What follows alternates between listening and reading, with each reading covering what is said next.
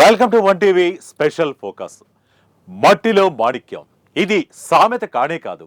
అట్టడుగు స్థాయి నుంచి అత్యున్నత స్థాయికి ఎదిగిన వారి జీవితాన్ని సార్థకం చేసుకున్న వారికి సూచించే పేరు. ఎవడబ్బా సొత్తు కాదురా టాలెంట్ అని ఓ సినీ కవి చెప్పిన మాటలను ఈ సందర్భంగా గుర్తు చేసుకోవాలి. భూమిపై మనిషి జన్మించాడు అంటే దానికి ఒక పర్పస్ ఉండే ఉంటుంది. అయితే దానిని గుర్తించి దానికోసం కష్టపడి సాధించిన వాళ్ళను ప్రపంచం ఎప్పటికీ గుర్తు పెట్టుకుంటుంది, అందలం ఎక్కిస్తుంది, అంతులేని గౌరవాన్ని సంపదలను ఇస్తుంది. Rome is not build a single day అన్నట్లుగా ఇదంతా ఒక్క రోజులో జరిగిపోయి మనల్ని గుర్తించేందుకు మార్గదర్శకంగా ఉండేందుకు లాటరీ లాంటి వారు ఎవరైనా రావాలి. ఈ లాటరీనే అదృష్టం. భగవంతుడు మన కోసం పంపిన మార్గదర్శకుడు కావచ్చు. అన్నీ కలిసి వస్తే మురికివాడలో తిరిగే వ్యక్తి కౌంట్ బనేగా కరోడ్పతి కాగలడు, లేదా పెంకీలా వైద్య రంగంలో పట్టభద్రులు కావచ్చు. ఏమో ఎవరి అదృష్టం ఎలా ఉంటుందో ఎవరూ చెప్పలేరు. పెంకీకి కూడా అనుకోని విధంగా ఓ వ్యక్తి రూపంలో అదృష్టం కలిసి వచ్చింది. ఒక్కసారి ఇంటి తలుపు తట్టగానే వెంటనే తెరుచుకున్నాయి. అదృష్టాన్ని అవకాశంగా మార్చుకుని ఉన్నత శిఖరానికి చేరుకుంది. ఇంతకీ ఎవరా పింకీ? పింకీని కలిసి వచ్చిన అదృష్టం ఏంటి? ఈ స్పెషల్ స్టోరీలో తెలుసుకుందాం.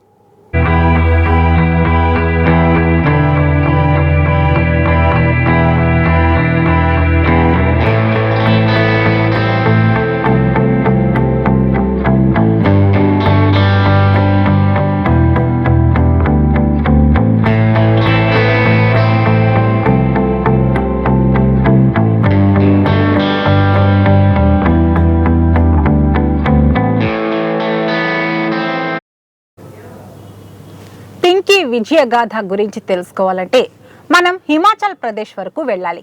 హిమాచల్ ప్రదేశ్ అంటే మనకు గుర్తుకు వచ్చేది హిమాలయ పర్వతాలు, చల్లని ఆహ్లాదకరమైన వాతావరణం, ఎత్తైన చెట్లు, అందమైన కల్మషం లేని మనుషులు. అబ్బా, ఒక్కసారైనా హిమాచల్ ప్రదేశ్ వెళ్ళొస్తే ఎంత బాగుంటుంది అనుకునేవారు కోకొల్లలు. కానీ ఆ అదృష్టం కొందరికే వస్తుంది. ఇక్కడ దుర్భర జీవితాన్ని గడిపే బదులు అక్కడికి వెళ్ళి అడుక్కు తిని బతికినా సరిపోతుందని అనుకుంటారు. ఎందుకంటే దూరపు కొండలు నునుపు కదా. అక్కడ కూడా దుర్భర జీవితాన్ని గడిపేవారు ఎందరో ఉన్నారు. అంతెందుకు, అగ్రరాజ్యంగా చెప్పుకునే అమెరికాలోనూ అత్యంత దుర్భర స్థితిలో జీవించేవారు ఎంతో మంది ఉన్నారు. అదృష్టం ఉంటే మురికివాడలో నివసించేవారే కౌన్ బనేగా కరోడ్పతి కాగలరు. మురికి కూపంలో బతుకు తెరువును వెతుక్కునేవారు వైద్య శాస్త్రంలో టాపర్స్ కూడా కాగలరు. భూమిపై ఏ మనిషి ఊరికే జన్మించడు కదా. పుట్టిన ప్రతి మనిషి జన్మకు ఓ అర్థం ఉంటుంది. అర్థాన్ని గుర్తించగలగాలి, టాలెంట్ను బయటకు తీయగలగాలి. అందరికీ ఇది సాధ్యమా అంటే కాదు. అందరూ థామస్ ఆల్వా ఎడిసన్ తల్లి నాన్సీ మాథ్యూస్ లాగా ప్రోత్సహించగలరా అంటే చెప్పలేం. వెనుక బెంచిలో కూర్చునే మీ అబ్బాయి పరమ మొద్దు, దేనికి పనికిరాడు అని చెప్పి టీచర్లు తన తల్లికి చీటీ ఇవ్వగా, క్లాస్లో నీకన్నా తెలివైన వాళ్ళు లేరని, కొంచెం కష్టపడితే టాపర్ కాగలుగుతారని చెబుతుంది. తల్లి ఇచ్చిన ఇన్స్పిరేషన్తోనే ఎడిసన్ ప్రపంచంలో వెలుగులు నింపాడు. మనీ మనీ సినిమాలో తనికళ్ళ భరణి ఇలా టచ్ చేస్తే కొణిదెల శివశంకర వరప్రసాద్ చిరంజీవి అయినట్లుగా లాబ్సంగ్ జామ్యాంగ్ అందించిన చేయి అందించడంతో పింకీ వైద్య శాస్త్రంలో టాపర్గా నిలిచింది. Rome is not build a single day అన్నట్టుగా మురికి కూపం నుంచి వైద్య శాస్త్రంలో పట్టభద్రురాలు కావడం ఒక్క రోజులో జరగలేదు. దీని వెనుక పింకీ పడిన కష్టం ఎంత చెప్పుకున్నా తక్కువే. ఓ సినిమా కథకు సరిపోయేంత స్టోరీకి తక్కువ కాకుండా ఉంటుంది. పింకీకి లాబ్సంగ్ ఎలా చేయతనిచ్చాడు, ఎలా ఆమె ఎదిగింది అనే సందేహాలు రావడం సహజమే. ఆ సందేహాలకు సమాధానం ఇప్పుడు చెబుతాను వినండి. అంతేకాదండి, ఈ పింకీ కథలో ఓ సినిమాకి సరిపోయేంత స్టోరీ ఉంటుంది. 4 साल की थी जब मैं हॉस्टल में आई थी एंड उससे पहले मैं अपनी मदर के साथ भीख मांगने जाया करती थी मैक्लोडगंज में. जो लाइफस्टाइल हमारा झोंपड़ी में था और हॉस्टल में था उसमें फ़र्क. जस्ट अभी जून 2024 में मैंने MBBS का ग्रेजुएशन कंप्लीट हुआ है and I got my degree from the university MBBS का 2024 जून में. हाँ जी, चाइना से. मैं 4.5 साल की थी जब मैं हॉस्टल में आई थी एंड उससे पहले मैं अपनी मदर के साथ भीख मांगने जाया करती थी मैक्लोडगंज में. और वहाँ पे जब फेस्टिव सीजन्स होते थे देन तब मैं वहाँ टेंपल के बाहर भीख मांगती थी। मुझे इतनी चीज़ें याद नहीं है ऑफ कोर्स, तो थोड़ा बहुत ही याद है कि बचपन में कैसा लाइफस्टाइल था। और चरानखड़ में रहते थे हम, एक झोपड़ी थी, मैं और मेरे फादर और मैं, हम 3 ही थे उस टाइम पे। तो वहाँ पे गुरुजी ने 2004 में मुझे सेलेक्ट किया and I am grateful for that कि मुझे एक मेरी नई ज़िंदगी अगर कहें तो मेरी 4.5 साल उम्र में मेरी नई ज़िंदगी का सफ़र स्टार्ट हुआ है उस टाइम पे। So I am grateful for that and I am grateful for my parents also कि उस टाइम पर उन्होंने अपने दिल पर पत्थर रख कर मुझे एजुकेशन की तरफ जाने का मौका दिया, क्योंकि शायद अगर उस टाइम पे वो भी इम्पोर्टेंस ऑफ एजुकेशन नहीं समझते तो शायद मैं आज यहाँ पर नहीं होती। और गुरुजी ने हमें उस टाइम पे 4-4.5 साल की उम्र में, और 4 साल की उम्र में अपने पेरेंट्स से दूर जाना वो बहुत ही ज़्यादा चैलेंजिंग होता है आई थिंक, क्योंकि दिमाग में कुछ भी नहीं आता, बट एक माँ के पास रहना वो बहुत ही ऐसा, मुझे बहुत ज़्यादा आदत थी। एंड वो वहाँ जब हॉस्टल में गए बहुत ऐसा फील होता था, होम सिकनेस था, बट उस टाइम पे नविता मैम और गुरुजी ने बिल्कुल अपने माँ बाप की तरह हमारा ध्यान रखा एंड धीरे धीरे चीज़ें हमें अच्छी लगने लगी, क्योंकि जो लाइफस्टाइल हमारा झोंपड़ी में था और हॉस्टल में था उसमें फ़र्क था। हम लोग जो घर में रहते थे तो मुश्किल से एक दिन में 1 मील या फिर 2 मील ही पॉसिबल हो पाता था, बट हॉस्टल में जब 4 साल की उम्र में, 4.5 साल की उम्र में थे, तो वो लाइफस्टाइल बहुत अच्छा मिला हम लोगों को। प्रॉपर खाना, देन वॉशरूम्स, और वो प्रॉपर पढ़ाई का वो स्केड्यूल, और थोड़ा मस्ती एंड ऑल। वो रियल बचपन का जो फील हुआ वो उस टाइम पे हुआ कि ये बचपन होता।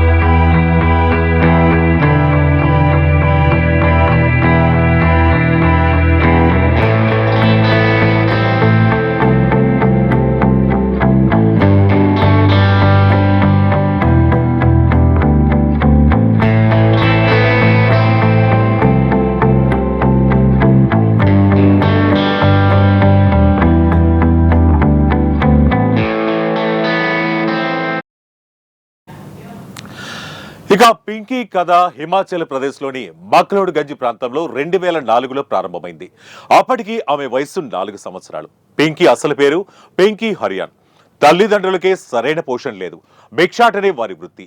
మురికి వాడలోని చెత్త కుప్పల్లో దొరికింది తినటం, లేదంటే పస్తుండటం అలవాటైంది. తల్లిదండ్రుల బాటలోనే బాల్యం నుంచి పింకీ కూడా నడవసాగింది. బాల్యంలో పింకీ లక్ష్యం ఒక్కటే, ఆ రోజు ఏదో ఒకటి దొరకపుచ్చుకోవాలి, దొరికింది తినాలి, కడుపు నింపుకోవాలి. ఇంతకంటే ఆ చిన్నారికి మరో ఆలోచన లేదు. తమ కూతురిని ఉన్నతంగా తీర్చిదిద్దాలనే ఆలోచన ఆ తల్లిదండ్రులకు లేదు. వాళ్ళకే రోజు గడవడం కష్టంగా ఉంది. ఇక ఆ బిడ్డకు ఎలా చదివించగలరు? మురికి వాడలు, చెత్త కుప్పలు ఎలా ఉంటాయో, అంతటి దుర్గంధాన్ని వెదజల్లుతాయో ఊహించుకునేటేనే భయం వేస్తుంది. కానీ రోజు గడవాలంటే ఆ మురికి వాడలో నడవాల్సిందే. ఎక్కడ దొరికినా అమృతంలా భావించాల్సిందే. అటువంటి దుర్భర స్థితిలో కుళ్ళిపోయిన ఆహారాన్ని స్వీకరిస్తూ అదే పంచభక్ష పరమాణాలుగా భావించిన పింకీని చూసి ల్యాబ్సంగ్ చలించిపోయాడు. ఆకలి తీర్చుకునేందుకు చిన్నారి పడుతున్న పాటలను చూసి హృదయం ద్రవించిపోయింది.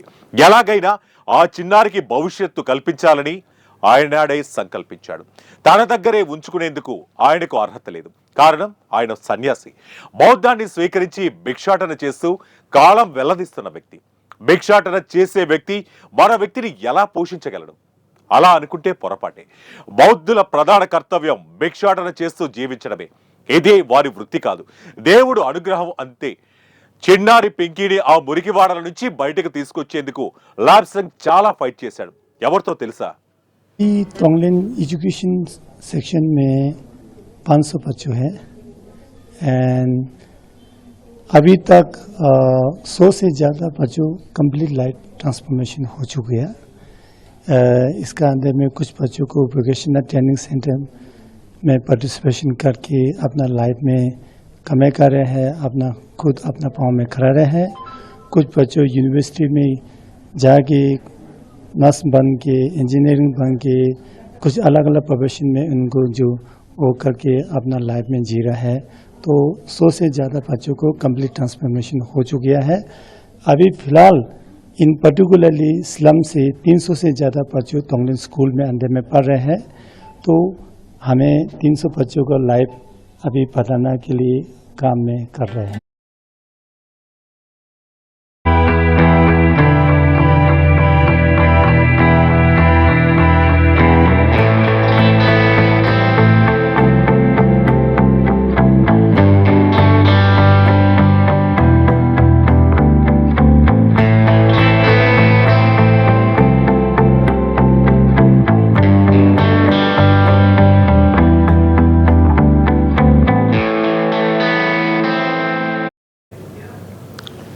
ఎవరి రాత ఎలా ఉందో ఆ బ్రహ్మకు తప్ప ఎవరికీ తెలియదు. నిన్నటి రోజున బాగున్న వ్యక్తులు సడన్ గా హైడ్రా కూల్చివేతలతో రోడ్డున పడిన వారిలా మారిపోతారు. రాత్రికి రాత్రే రాత మారి కోటీశ్వరులైన వారు ఉన్నారు. ఇదంతా అదృష్టం. అది మన దగ్గర శాశ్వతంగా ఉండొచ్చు, లేకపోవచ్చు కూడా. కానీ అదృష్టాన్ని అవకాశంగా మార్చుకుంటే ఈ కథలోని పింకీలా ఎదుగుతారు. చేయవలసిందల్లా ప్రయత్నమే, అది ఎలాంటి లోపం లేకుండా. ఫెయిల్యూర్స్ అనేవి ప్రయత్నలోపం కాదు, అవి కేవలం ఫలితాలు మాత్రమే.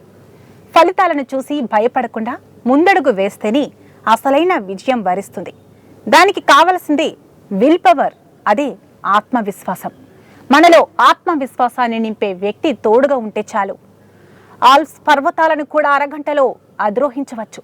పింకీ భవిష్యత్తును ఊహించిన లాబ్సంగ్ ఆ చిన్నారి తల్లిదండ్రులతో చాలా ఫైట్ చేశాడు. ఎట్టకేలకు పింకీ తల్లిదండ్రులను ఒప్పించాడు.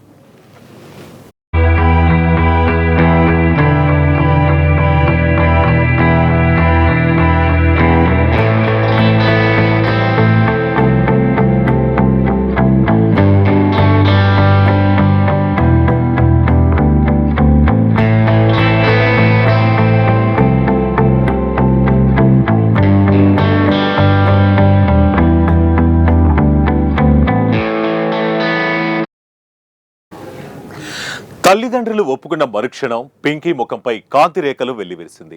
ఆ కాంతి రేఖ వేల మందికి దారి చూపుతుందని అంతకుముందు వారికి అర్థం కాలేదు. లాబ్సంగ్ పింకీని ధర్మశాలకు తీసుకొచ్చి అక్కడ దయానంద్ పబ్లిక్ స్కూల్లో చేర్చారు. స్కూల్ అయితే చేరింది, మరి ఉండేది ఎక్కడ? ఈ సమస్యకు లాబ్సంగ్ మార్గం చూపాడు. అక్కడే ఉన్న ఒక వసతి గృహంలో ఆ చిన్నారి ఉండేలా ఏర్పాటు చేశాడు. మొదటిసారి పింకీ మురికివాడ నుంచి స్కూల్కి, అక్కడి నుంచి సమయానికి ఆహారాన్ని అందించే వసతి గృహానికి చేరింది. ఎట్టి పరిస్థితులను దీన్ని దూరం చేసుకోకూడదు. మొదటిసారి తాను ఓ మంచి ఆహారం తీసుకుంది. ఆ రోజు తీసుకున్న నిర్ణయం ఒక్కో మెట్టు ఎక్కేందుకు సహకరించే. ప్రతి క్లాసులోనూ వెనకబడకుండా చదువుతూ ఫస్ట్ వచ్చేలా చదువుతోంది. ఆమెలో నిత్యం జ్వలించేది ఒక్కటే, చదువుకోకపోతే తిరిగి మురికివాడలకు వెళ్ళాలి, చెత్త కుప్పల్లో దొరికి ఆహారం తినాలి, దుర్భరమైన జీవితాన్ని గడపాలి. మూలాలను మర్చిపోలేదు, మళ్ళీ అటు నుండి మూలాలకు వెళ్ళకూడదు అనుకుంది. ఆ చిన్నారి మనసులో బాల్యం నాటి సంగతులు ఎంతగా గూడు కట్టుకున్నాయో అర్థం చేసుకోవచ్చు. క్లాస్ ఏదైనా తనదే ఫస్ట్ ర్యాంక్. 10th, ఇంటర్ రెండింటిలోనూ మంచి మార్కులు తెచ్చుకుంది. వైద్య విద్యను అభ్యసించేందుకు అవసరమైన నీట్ పరీక్షల్లోనూ ఉత్తీర్ణత సాధించింది. మెడిసిన్ చదవడం అంటే మామూలు విషయం కాదు. లక్షల్లో ఖర్చు, అంత సొమ్ము చెల్లించే స్థితిలో పింకీ లేదు. ప్రభుత్వ సీటు రాలేదు. ప్రైవేటుగా చదవాలంటే కోట్లు అవసరమవుతాయి. ఏం చేయాలో తెలియని స్థితిలో బ్రిటన్కు చెందిన ఓ సామాజిక సంస్థ లాంగ్లాండ్ సహాయం చేసేందుకు ముందుకు వచ్చింది. ఆ సంస్థ అందించిన సహాయంతో చైనాలోని ఒక ప్రముఖ విశ్వవిద్యాలయంలో మెడిసిన్ పూర్తి చేసింది. ఇప్పుడు పింకీ ముందున్న లక్ష్యం ఒకటే, ఇండియాలో తాను ప్రాక్టీస్ చేయాలి, పేద ప్రజలకు వైద్య సేవలు అందించాలి, తనలాంటి నిరుపేదలకు, మురికివాడలోని పిల్లలకు చదువును అందించాలి. దీనికోసమే ఇండియాలో ప్రాక్టీస్ చేసేందుకు అవసరమైతే పరీక్షలకు పింకీ సిద్ధమవుతోంది. ఆశయం, సంకల్పం గొప్పవైనప్పుడు పంచభూతాలు కూడా సహకరిస్తాయి. ఇందులో ఎలాంటి సందేహం లేదు. All the best Pinky. నీలాంటి వారే కావాలి ప్రపంచానికి స్ఫూర్తి.